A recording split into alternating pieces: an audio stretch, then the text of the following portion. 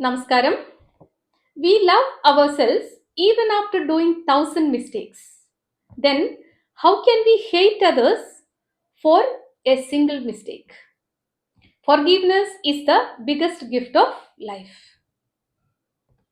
1000 തെറ്റുകൾ ചെയ്തു കഴിഞ്ഞാലും നമുക്ക് നമ്മോട് ക്ഷമിക്കുവാനും വീണ്ടും നമ്മെ സ്നേഹിക്കുവാനും സാധിക്കുന്നുവെങ്കിൽ നമ്മോട് ഒരേ ഒരു മിസ്റ്റേക്ക് ചെയ്ത ഒരാളെ എങ്ങനെയാണ് വെറുക്കാൻ സാധിക്കുക?